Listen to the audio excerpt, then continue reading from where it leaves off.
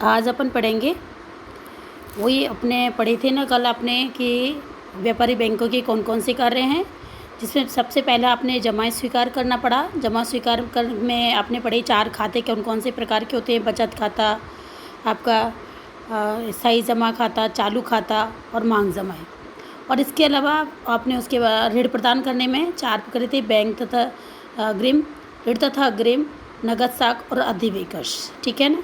उसके आगे दूसरा मैं पॉइंट पढ़ा रही हूँ। तीसरा मतलब एक तो जमा स्वीकार करना, दूसरा ऋण देना, तीसरा साख निर्माण करना। व्यापारिक बैंक साख का निर्माण कैसे करते हैं? व्यापारिक बैंक को मैंने आपको बताया था कि बैंक जो होते हैं जनता से जमा स्वीकार करते हैं। मतलब हम छोटी छोटी वस्तुओं को किस में जमा करते हैं? बैंकों में। और बैंक उसका कुछ परसेंट भाग अपने पास रखकर शेष धन को अन्य उद्योगपतियों को या अन्य ग्राहकों को दे देते हैं जो मांगते हैं। मांगने पर उनको दे भुगतान करते हैं और जमा पर कम ब्याज और ऋण पर अधिक ब्याज वसूल करते हैं। जैसे जमा पर 6% है तो ऋण पर 9% या 8% लेंगे, 1.5 या 2% ज़्यादा ली जाती है। तो व्यापारी बैंकों का सबसे महत्वपूर्ण कार्य साख का सृजन करना होता है। अन्य वित्तीय संस्थाओं के समान व्यावसायिक बैंकों का मुख्य उद्देश्य भी क्या होता है? लाभ कमाना होता है। ये बैंक जमा पर ब्याज वसूल करके लाभ कमाते हैं। इसी प्रक्रिया को ही साख का निर्माण प्रक्रिया कहते हैं। ठीक है ना। अब है एजेंसी संबंधी कार्य। एजेंसी संबंधी कार्य जैसे कि ग्राहकों की ओर से आजकल आपने देखा होगा कि टेलीफोन का बिल, पानी का बिल, बिजली का बिल सब अपन किससे जमा कर सकते हैं। ये सारे भुगतान अपन बैंकों के माध्यम से भी कर सकते हैं। तो व्यापारी बैंकों द्वारा ग्राहकों को एजेंसी सेवाएं भी उपलब्ध कराई जाती हैं। बैंक अपने ग्राहकों की ओर से भुगतान करता है और भुगतान भी प्राप्त करता है, क्योंकि कई बार क्या होता है किराएदार से कह देते हैं कि तो मेरे उस खाते में रुपया जमा कराना, बैंक इधर ट्रांसफ़र कर देगा। तो इस प्रकार से भुगतान भी प्राप्त करता है और भुगतान भी करता है। कौन करता है? व्यावसायिक बैंक करते हैं। अन्य सेवाएं भी उपलब्ध कराते हैं। अन्य सेवाएं बैंक अपने ग्राहकों को देखा है कौन कौन से? इंटरनेट बैंकिंग, ATM सुविधा, मोबाइल बैंकिंग, लॉकर सुविधा, क्रेडिट कार्ड सुविधा, ये सब भी उपलब्ध कराता है। ठीक है ना। इनको ही ये जो सारी सुविधाएं हैं इनको आधुनिक सेवाएं भी कहते हैं। कि व्यावसायिक बैंकों की कौन कौन सी आधुनिक सेवाएं हैं उसका भी आपको वर्णन करना पड़ेगा। ये 4 नंबर का क्वेश्चन आता है तो आप इतना ही करना, और 6 नंबर का क्वेश्चन आता है तो अन्य सेवाओं का वर्णन इस प्रकार से करना होगा। ये सारी जो अन्य सेवाएं हैं, ये जो है आपकी अन्य सेवाएं हैं, इसका भी आपको वर्णन करना ही पड़ेगा 6 नंबर के क्वेश्चन में। और कई बार वो अलग से भी अन्य आधुनिक सेवाओं के नाम से, इसको किस नाम से आप इसमें अपने कॉपी में करते समय लिख लेना, समझाइए कि अथवा लिखकर यहाँ पर कि व्यावसायिक बैंकों की आधुनिक सेवाओं को भी समझाइए। तो आप आधुनिक सेवाओं में इनका वर्णन करेंगे। ठीक है ना। आप अपनी कॉपी में जब मुझे दिखाओगे तो यहाँ पर ये शब्द लिखा हुआ मिलना चाहिए, आधुनिक सेवाएँ, व्यावसायिक बैंकों की आधुनिक सेवाएँ। तो इंटरनेट बैंकिंग, व्यापारिक बैंक अपने ग्राहकों को 24 घंटे अन्य सुविधाएं सेवाएं देने के लिए इंटरनेट बैंकिंग सेवाएं प्रदान करते हैं। इसके द्वारा ग्राहक घर बैठे, आजकल आपने देखा है ना, सैलरी रात को भी आ जाती है कहीं अपन पेमेंट भी करना चाहें तो घर बैठे रात को भी कर सकते हैं। अब 24 घंटे 24 आवर ये सब अपने को सुविधाएँ घर बैठे ही चलती रहती है। ठीक है ना। तो ग्राहक घर बैठे अपनी ये विभिन्न सेवाएँ का करता है और इसके विभिन्न सेवाओं का शुल्क भुगतान आसानी से कर सकता है। इंटरनेट बैंकिंग द्वारा ऑनलाइन शॉपिंग भी कर सकते हैं घर बैठे, कहीं भी कर सकते हैं। आजकल ये अमेजन पर, फ्लिपकार्ट पर आप घर बैठे सब्जी भी मंगा लेते हैं आजकल, तो बैठे बैठे ऑनलाइन पेमेंट कर देते हैं। ये सब आपका हो रहा है। मोबाइल बैंकिंग, व्यापारी बैंक अपने ग्राहकों को मोबाइल ऐप के माध्यम से ये सुविधा प्रदान करती है। ग्राहकों के पास ये सुविधा प्राप्त करने के लिए एक सबसे बड़ी चीज़ क्या होना ज़रूरी है? स्मार्टफोन का होना भी आवश्यक होता है। बिना स्मार्टफोन के कर नहीं सकते। आजकल आप देख रहे हो सब्जी खरीदने जाते हो किसी भी चीज़ से तो भैया मोबाइल पे है, गूगल पे है, अपने यहाँ पर पेमेंट कैश ले जाने की कोई आवश्यकता नहीं है। आज की तारीख में आपको बिना कैशलेस मार्केट हो गया। आपने ये देखा होगा, ये पहले बैंक कहते ही थे लेकिन मोदी जी ने तो ये कैशलेस मार्केट ही कर दिया, क्योंकि आजकल आप सब्जी में पेमेंट कर सकते हैं। और तो फिर है क्रेडिट कार्ड सुविधा।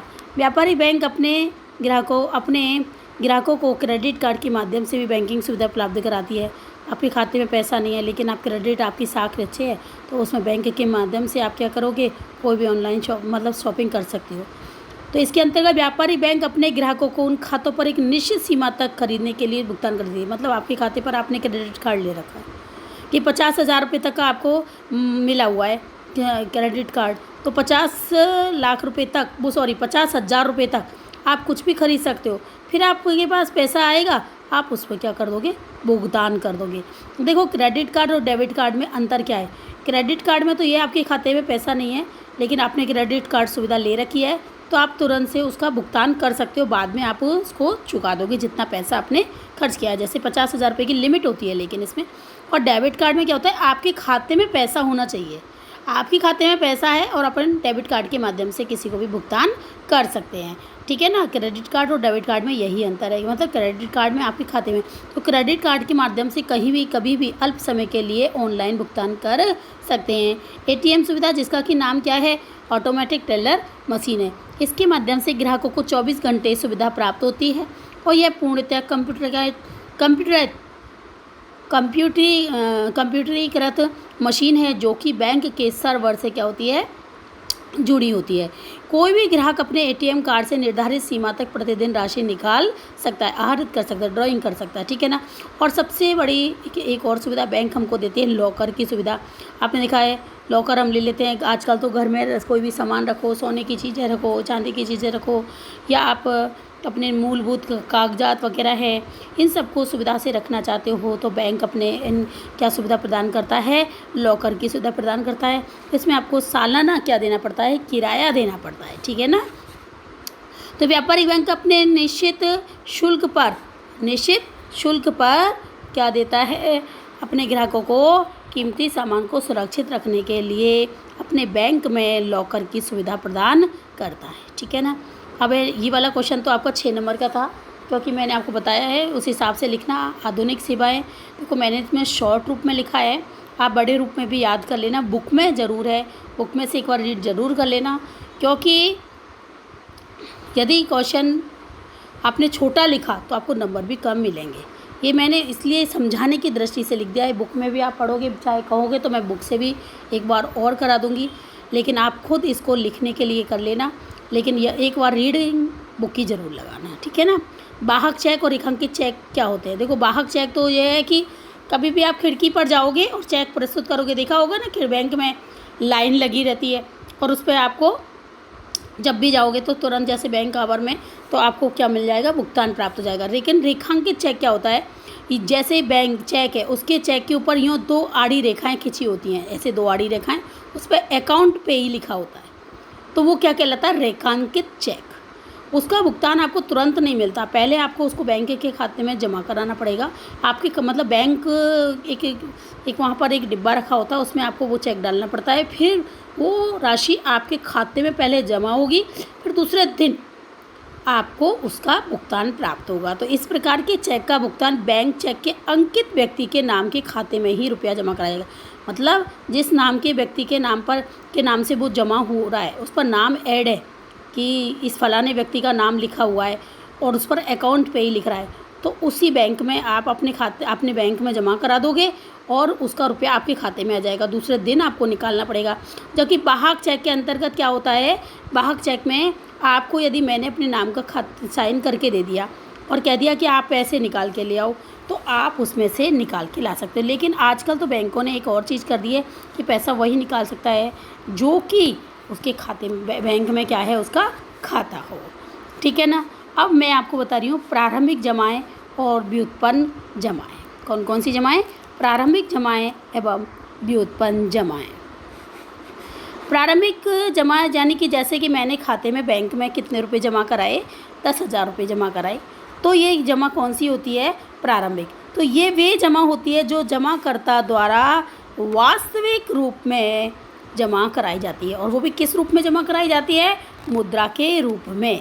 किसके रूप में, मुद्रा के रूप में जमा कराई जाती है। तो ये वे जमाएँ होती हैं जो जमाकर्ता द्वारा वास्तव में मुद्रा के रूप में जमा कराई जाती हैं, ठीक है ना।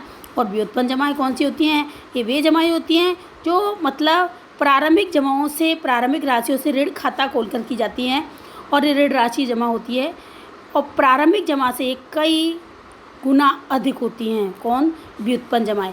देखो आपको मैं बता दूं, ये जो आपको प्रारंभिक जमा और व्युत्पन्न जमा है, ये आपको साख निर्माण की प्रक्रिया जो मैं आपको कल बताऊंगी उसके माध्यम से ज़्यादा अच्छा आएगा, क्योंकि इसमें कैसे व्युत्पन्न जमाएं, क्योंकि व्युत्पन्न जमाएं नगद नहीं होती हैं, ये खाते से खाते में ट्रांसफ़र होती रहती हैं। किस में होती है? खाते से खाते में ही ट्रांसफ़र होती रहती है। ठीक है ना? यानी कि प्रारंभिक जमाएं वे जमाएं होती हैं जो जमाकर्ता द्वारा वास्तविक रूप में मुद्रा के रूप में बैंक में जमा करा दी जाती है। 10,000 रुपये जमा कराए वो प्रारंभिक जमा हो गई। और व्युत्पन्न जमा भी होंगी क्योंकि इसमें नगद ना दिया जाकर ग्राहक के खाते में बस ट्रांसफ़र किया जाता है रुपया। तो 10,000 रुपया का 10% यदि बैंक ने अपने पास रख लिया, 1,000 रखा तो 9,000 रुपये उसके खाते में जमा करा दिया। तो 9,000 फिर वो अपने पास ना रख कर वो फिर वापस से बैंक में जमा कराएगा। इस तरह से ये प्रक्रिया जो चलती रहती है व्युत्पन्न जमा होती है। ये थ्योरी का है। कल मैं जब आपको सवाल द्वारा बताऊंगी तो ये शायद आपको अच्छे से समझ में आ जाएगा। ठीक है, आप इस सब काम को कर लेना और फिर मुझे बता देना।